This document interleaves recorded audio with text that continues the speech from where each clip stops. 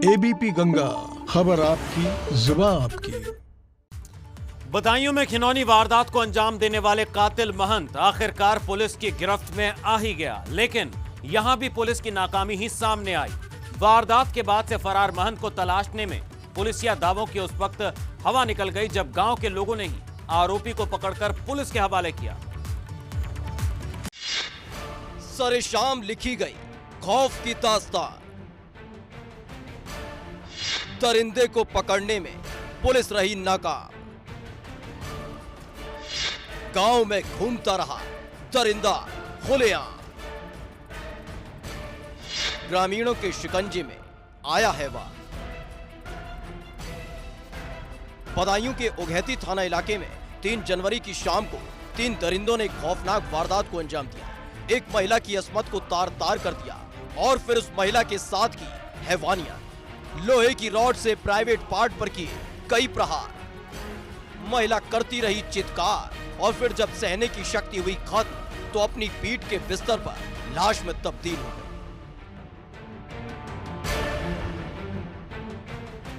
कर्तव्य निष्ठा का चोला ओढ़कर शहर की गलियों में घूमने वाली पुलिस ने पहले ही नजर में इसे गैंगरेप मानने से इनकार किया और कुएं में गिरने से मौत की तस्दीक करती नजर आई।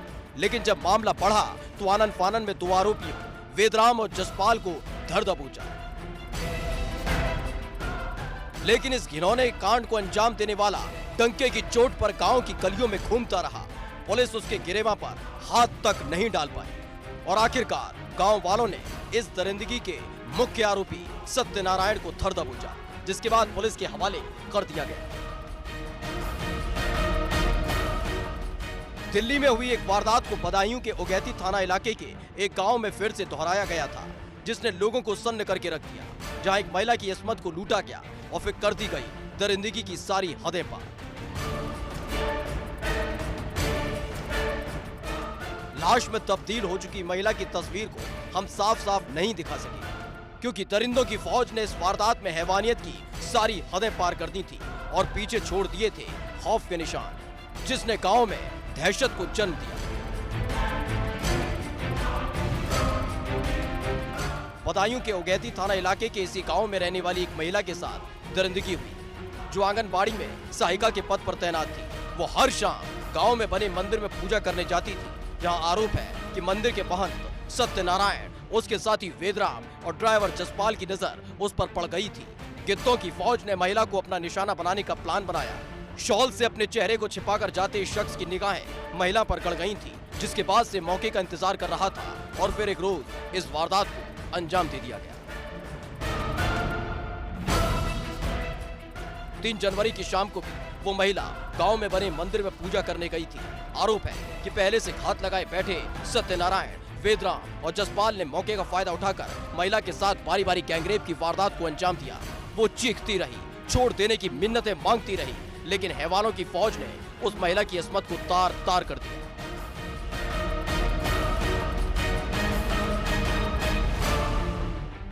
गैंगरेप की वारदात को अंजाम देने के बाद भी हैवानों की हैवानियत खत्म नहीं हुई, जिसके बाद तीनों दरिंदों ने महिला के प्राइवेट पार्ट पर लोहे की रॉड से कई प्रहार किए।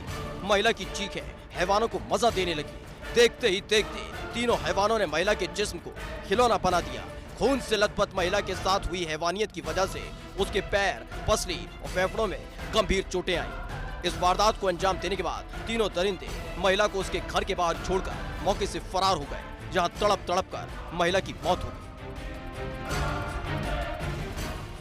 जब लोगों को इस बात की जानकारी हुई तो पुलिस को जानकारी दी गई, जिसके बाद परिवार वालों का आरोप है कि पुलिस ने बिना तफ्तीश किए ही ऑन द स्पॉट फैसला सुना दिया था कि महिला की मौत कुएं में गिरने से हुई है। लेकिन जब परिवार वालों ने हंगामा किया तो 48 घंटे बाद मामला दर्ज कर लिया। तो मृतका के शव को पुलिस ने पोस्टमार्टम के लिए भेज दिया और जब सामने आई पोस्टमार्टम रिपोर्ट तो खाकी की संवेदनहीनता की सारी कहानी सामने आ गई, जिसने इस विभत्स घटना पर पर्दा डालने का काम किया था। पोस्टमार्टम रिपोर्ट में हुआ खुलासा, दरिंदगी की सारी हदें कर दी गई पार।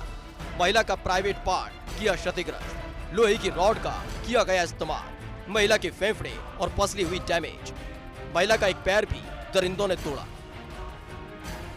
पोस्टमार्टम रिपोर्ट में साफ साफ लिखा है कि दरिंदों ने महिला की न सिर्फ अजमत लूटी बल्कि उसके पैर पर कई वार किए थे जिससे वो भाग ना सके, जिससे उसका एक पैर भी टूट गया।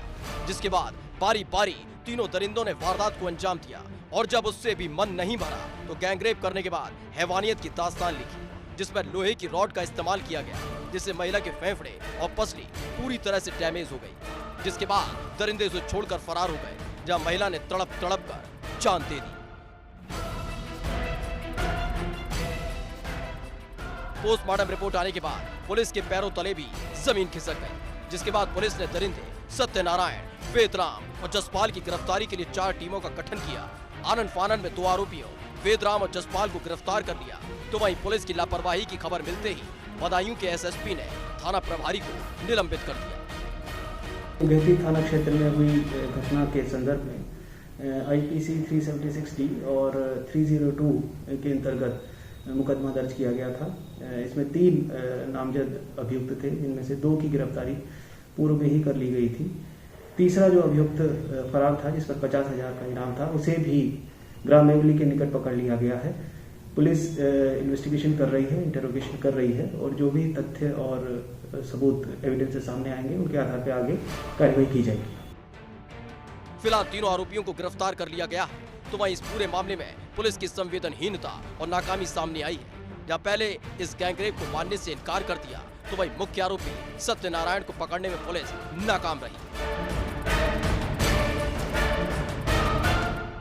सवाल यह है कि कब तक यूं ही लुटती रहेगी अस्मत, कब तक यूं ही होती रहेगी दरिंदगी, कितनी और निर्भया का दर्द झेलेगा देश।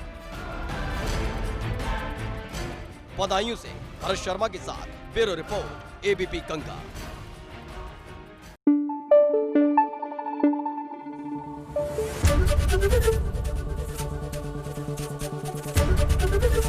एबीपी गंगा, खबर आपकी, जुबान आपकी।